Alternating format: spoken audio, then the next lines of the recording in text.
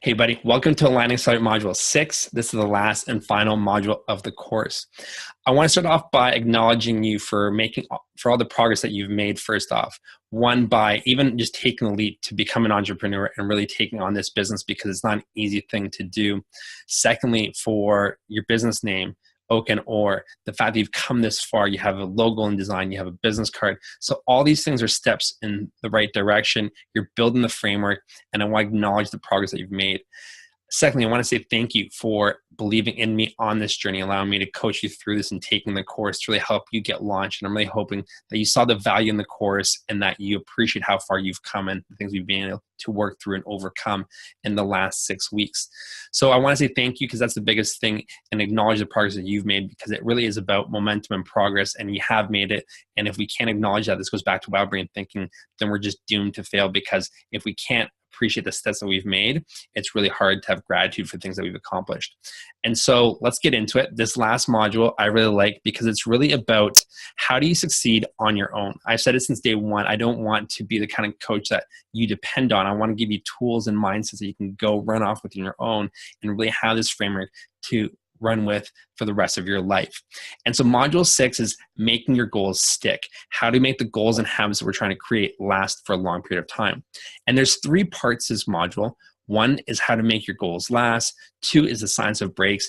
And 3 is the 5 keystone habits to get better results. And so let's get into about how to make your goals last. And so we come back to DIS. This is poetic because we started off the course with DIS. We're going to wrap up the course with DIS. And when I first talked to you about DIS, I talked about deconstruction, selection, and sequence. But the last S, we just created a deadline for our project or what we need to achieve. We didn't really talk about stakes and why this is an important part of the DIS formula. And so the reason why I love DIS is because it's the first thing that I've ever found that actually works for me. And a big reason of that is because of the stakes. The final S in DIS is what separates it from basically all the other things out there for goal setting and achievement, because it creates incentives and accountability for you to ensure that you follow through. So what do I mean by this? So why does it work? Well, first of all, we can summarize the last 50 years of behavioral psychology into 2 words: logic fails.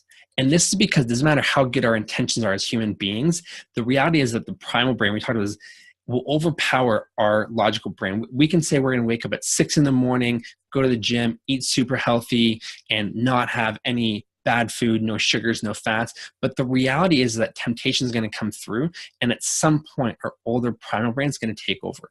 So our intentions come from a very logical place, and logic fails when it comes down to goals and following through. And this is why most people give up on New Year's resolutions and don't follow through the goals, because logically they say one thing, but the emotional and the primal limbic system execution is not a follow through there. So how do we access these other parts of our brain to really ensure that we can follow through on an emotional and primal level as well? So a big thing is stakes.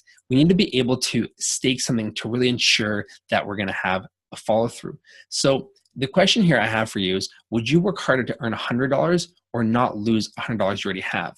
And so think about something that you can't do right now. Let's say for you, well, 50 push-ups is something that you probably do, but for someone who can't do 50 push-ups, let's say I said by the end of the month, you have to be able to do 50 push-ups. And if you can, then you'll make $100. Or I said the same thing, do 50 push-ups by the end of the month, but if you don't do that, I'm going to take $100 from you. And so what happens is, if we're going to lose $100, most people will work much harder not to lose $100 that already belongs to them, because they're more territorial about that, as opposed to having the incentive like, well, if I get 50 push-ups done by the month, then I will have an extra $100. And this has been highly documented in behavioral psychology and behavioral economics, and it's loss aversion. And it's a big reason why people lose money in the stock market, because when things go down, they sell it, they don't want to lose any more money, and typically that's the wrong time to sell. And so we as humans, we don't like to lose things. It's just in our psychology that we'd rather gain as opposed to lose.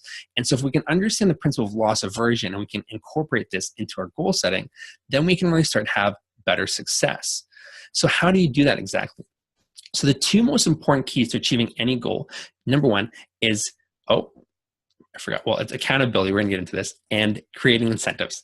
And so basically, this is a principle that came up by Dean Carlin. He's an economics professor at Yale, and he started the Commitment Store in 2006 based on these 2 principles: creating incentives and assigning accountability to the things that we need to get done. And so today, this is www.stickkk.com.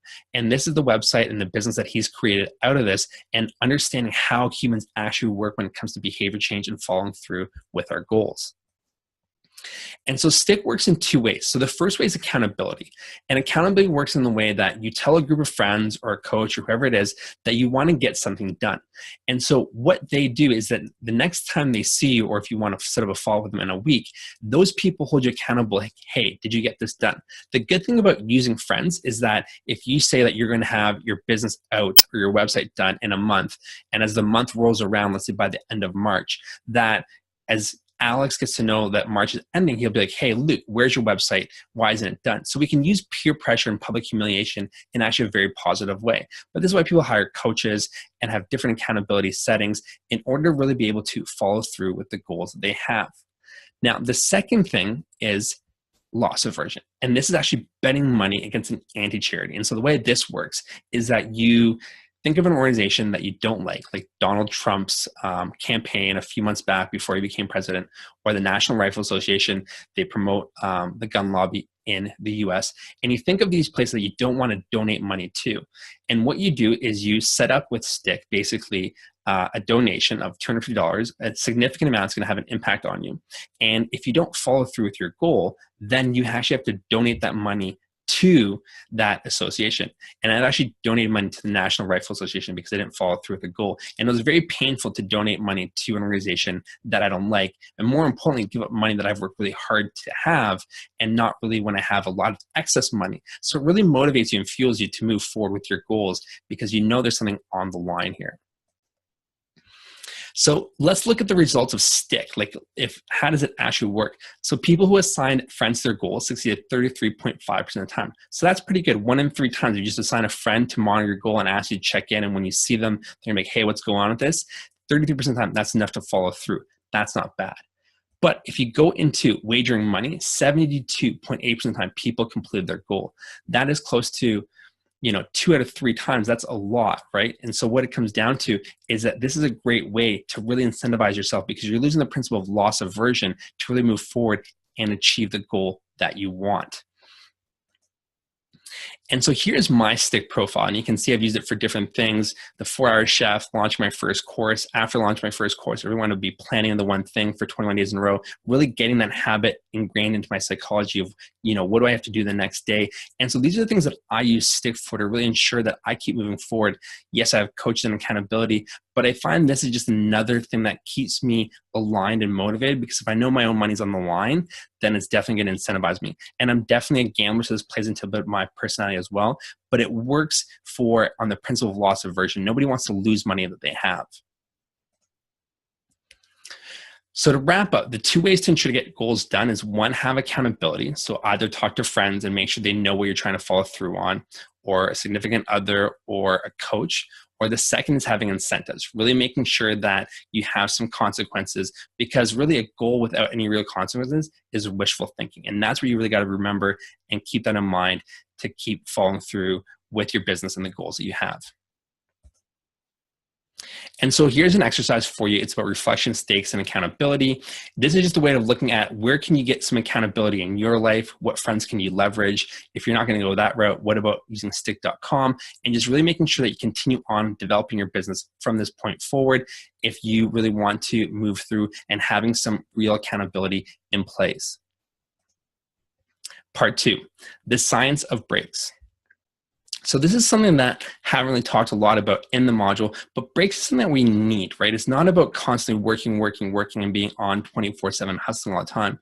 So it's important that we schedule breaks into our day-to-day, especially when we're doing deep work and hard work, that we give our mind some rest. And so whether it's 25, 50 minutes, or 90 minutes, we need a break depending how long we've been working. It's just important to let the mind relax. And so there's different break styles, and that's a really good article called The Science of Breaks at Work, Change Your Thinking About Downtime, and I've referenced in the bottom left-hand corner. But it basically talks about 3 different styles. One is a Pomodoro technique, which you basically work for 25 minutes, take a 5-minute break, 25 minutes, 5 minutes. You do that 4 times, then you take a longer break. Another method is the ultradian rhythm, which is basically the way that we sleep. We sleep in 90 minutes, and then we have to, we kind of go deep sleep, less shallow sleep, deep sleep, back and forth. And so same thing when we're working, it's about doing 90 minutes of work, taking a 20-minute break.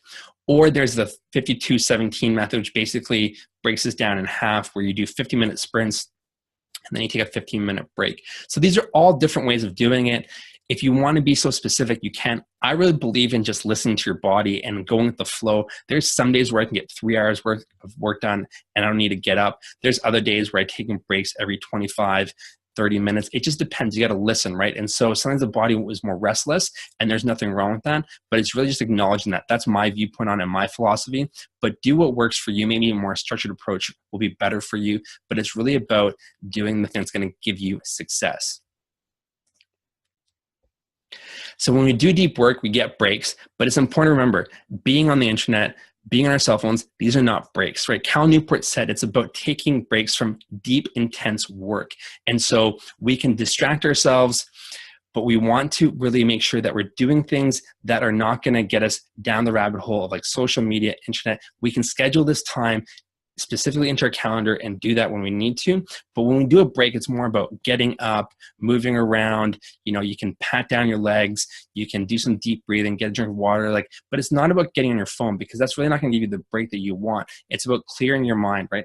Unless you've set aside that time and it's your cell phone internet time that we've talked about, then that's not a good way to really have a break, because it's just really going to give you more tasks. It's just more shallow work, and subconsciously you're not getting the break that you want. So really leave the phone out of it and give yourself a proper break.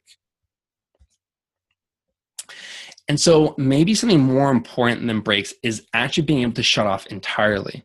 And so JP Morgan, we all know this guy. He runs the big banks in the US, or his name is still on them. I believe he's passed away because his photo is super old. But there's a quote by JP Morgan that I love. It's one of my favorite quotes of all time. And he says, "I can get a year's worth of work done in 9 months, but I can't get it done in 12 months. And so what this means, if he was working 12 months on, he wouldn't be as productive as if he works for 9 months and then takes time off, right? And so whether that's time on the weekends or 2-week vacation, 3-week vacations, it's important about having downtime and recovery. We all know peak athletes, like in football, tennis, whatever sport, you don't go and play your sport every single day. You need to have moments of recovery. And so the same thing is when you're working, you got to think of yourself as a peak performance athlete, where if you're on, you need to have downtime. But because we tend to work every single day, we go 9 to 5, and we might work a bit about afterwards on that on our side project and hustle, where do we create this recovery time for ourselves, and what does it look like? And so it's important to understand that Cal Newport in his book, he has a system shutdown. He really talks about this in Deep Work, about having an evening end of work ritual. So whenever you're done work, it's important to know, how do we shut off? And he outlines 4 really good reasons for why we need to shut off. And so one, when we shut off subconsciously, the mind starts working on things that we can be getting done. So whether that's like your logo or your business name, it's these things that when we actually don't logically engage in the task, the mind is kind of subconsciously processing ideas, thinking things over. So when we actually rest and turn off, we allow subconscious thought, and that's much more powerful than your logical mind. The subconscious mind can operate at a much higher level. I'm reading The Art of Learning right now, and it really talks about that, how it's like 1,000x stronger than your logical mind, because the logical mind can only process so many thoughts. So we want to engage that subconscious mind, because that's really valuable to us. The next thing with downtime is it recharges our energy. And so this is called attention restoration theory. All these things in unconscious thought theory, you can Google these, you can find out more about them. But it's really about recharging the energy that we have, because if we're always working, we don't ever have that downtime to recover. And just like performance athletes, they need time for their bodies to rest and recover. So does your mind, to be able to keep working on your goals and building your business. Now, third, in the evening, as we get later and later into the night, typically what we end up doing is pretty shallow work. This is the kind of stuff we're distracting ourselves, being on our phones, internet, different stuff like that. This is not the most valuable time to really be digging into our goals. That's why using the mornings and a little bit after work is the best time, because that's when we're going to be more productive. And Cal Newport talks about how peak violinists in Deep Work, they only play about 3.5 hours a day. And I'll even go to say, when I played tennis, 3.5 hours, 4 hours was really the competitive max. And it wasn't that physically you couldn't do much more. I would say mentally is much more exhausting than anything else, because the body can do a lot, but it's mentally where we get exerted and our focus and our attention really slips. So it's really about recognizing we can only do so much peak work. And I know Tim Ferriss talks about this. He only does 4 hours of like deep work each day. And then from there, it's like, that's the creative juices. We're not really going to be able to do much more than that. So Cal Newport's shutdown ritual looks like this. 1, he wraps up his task. So whatever he's working on, he completes that. Secondly, he transfers any outstanding tasks, anything that he hasn't done for that day, into the next day. So that way he gets to the office and he does it the next day. Third, he checks his emails and any form of communication to make sure that there's nothing pressing that he has to get back to that evening. If there is, he does it. But if he doesn't, a lot of email messages, they're not time sensitive, so you don't have to get back to those right away. Fourth is he checks his calendar for any upcoming appointments. Is there any public speaking gigs he has to do? Anything that he has to prepare for? If he does, he makes note of that. And the next day he's like, I need to start preparing for this event. But the whole idea is not to be caught off guard and really be looking 48, 72, 5 days in advance and really understanding what is it that we need to prepare for. And fifth, he says system shutdown. And this is literally a mind mental shutdown. He turns off his computer and the computer comes off, his mind comes off, and that's it. He's done for the day. He's not thinking about anything else. All his work has been transferred the next day. He's responding to all emails. He knows his calendar. He's not anxiously thinking about things. And the whole idea is to really allow his mind to rest and enter into this deep recovery state. It's about doing deep work, but at the same time being able to deep recovery. And so I've said it, I think, to you a couple times before, where I've realized that this course is really about when we're on, how to be on at 100%, and when we're off, how to be off 100%. And this shutdown ritual is so important because most people don't really relax and shut off, and that's so integral if we can do that. And so the goal is to be cognitively free. And this next slide is about developing your own shutdown ritual. And so really, there's a 4-step process to it that I've identified. 1 is about closing out the work that you need to do. 2, it's create a carryover system, right? It's like, what do you need to do the next day? Because we're not always going to complete the task at hand, so we need to carry things over. And then 3, you got to ask yourself, what will make you feel complete? You got to personalize it for you because each business, each thing is different. So how are you going to be able to make sure that you feel complete? For me, I make sure I do notes with all my calls for that day. So if I talk to a student or I was processing a podcast guest, I have notes about all these things because that can allow me to shut off and know that I don't have to worry about that anymore. And then 4, you create a checklist for this. Once you have this done, just a checklist so you can go through it at the end of the day when you are wrapping up. Part 3, the 5 keystone habits to get better results. And so we talked about keystone habits earlier on in module 2, I believe it was, and they were habits that trigger bigger goals, right? And so in this course, I've seeded a lot of smaller habits, but the idea is like if you start incorporating his day-to-day life, these are going to trigger bigger and better things and ultimately lead to better results. So I'm going to break it down here a little bit for you. So 1, so out of the 5 keystone habits to take away, the first one, deconstructing your goals, looking at them from a sequencing selection standpoint. We talked about the 80-20. We talked about a lot of different ways, whether that was the eat that frog or the one thing, really identifying what's going to be the biggest thing for you to move forward with that's going to help you to achieve your goals. And so this is incorporated into the sheets, right? And this is why the sheets are so important. You kind of see how it comes full circle. I ask you, deconstruct. What are all the components of the goal you want to achieve? What is the 80-20? So this is kind of where, and you can see Stickkk, set a deadline to complete your goal. But now you know the real thing for Stickkk. But these are the reason why I created these sheets, because these are habits I want you to take away. If you start doing these little things, they're going to help you to start succeeding with your goals. The second thing is connecting your far off goals to today. And so we saw this in the one thing, eat that frog, the procrastination equation, where it's really important to take those distant goals and bring them to the present day. And again, I have this in the first 5, the sheet that I want you to have to really start kicking off your day. What is your next sequence goal you need to achieve, right? Part of this is deconstructing the goals and understanding what order do I need to get things done in, right? So this sheet asks you, like today, what is your next sequence goal? You should know this based on your dis and your deconstruction to really understand what is the next important thing I have to get done. And the more you can incorporate that, the better off you're going to be because you're staying in line with your goals. You're not doing random things and distracting yourself and procrastinating. You're doing things that are going to have direct value and impact on your business to keep growing and developing. And so on this note, I want to kind of throw in this getting things done because basically this book was recommended to me for the course and really when I went through the book, I didn't find it that valuable. It was a whole bunch of ideas scattered around, all these different systems. And it just wasn't that applicable. But there's one really good idea that David Allen talks about in this book.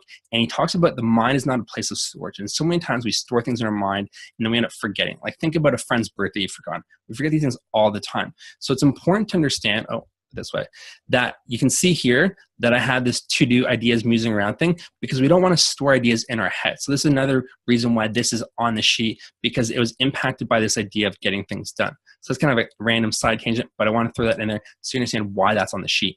The third thing is wow brain thinking. And so we talked a lot about this in module 4. You saw the impact of how important wow brain thinking was, really looking at where we are today and acknowledging the progress we made. It's not comparing ourselves against that ideal self and living in the gap. It's about looking backwards. And you can see this showing up in the sheets with what did you accomplish today?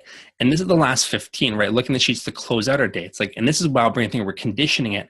What did we do in order to be able to succeed today? And if we can look back at the past, that's how we're developing that wow brain thinking. We're not comparing against the future and what we're lacking. We're looking back at our accomplishments, and that's really key and critical. Now, the next thing is 4, mental contrasting, anticipating our stumbling blocks. And we talked a bit about this, and you can see in the sheets, what did you struggle with?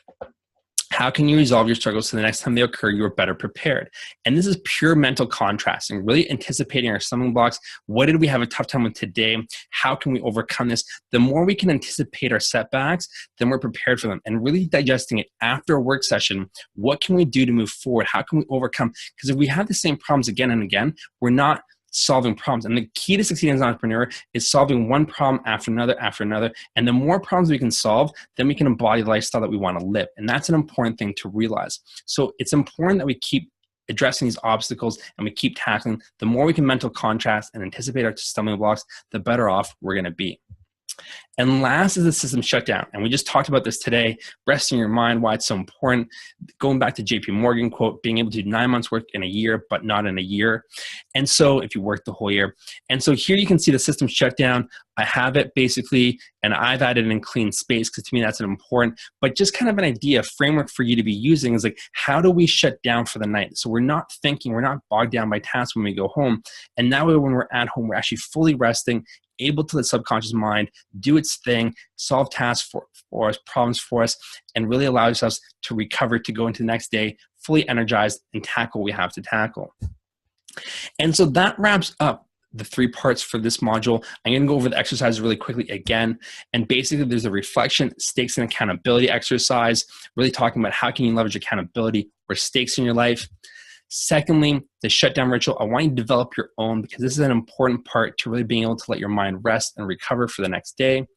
And third, I want you to do, and this is not an exercise that I talked about in the course, I want you to do a mental contrasting exercise, a 6-week reflection. Ask yourself, where have you come? Like, where were you 6 weeks ago and what progress have you made, right? And really talk about the wins and successes where you've had, and talk about even in winners when you walked in there and you saw that table and you're like, can I actually do this? Like, is there somebody replicating my idea out there?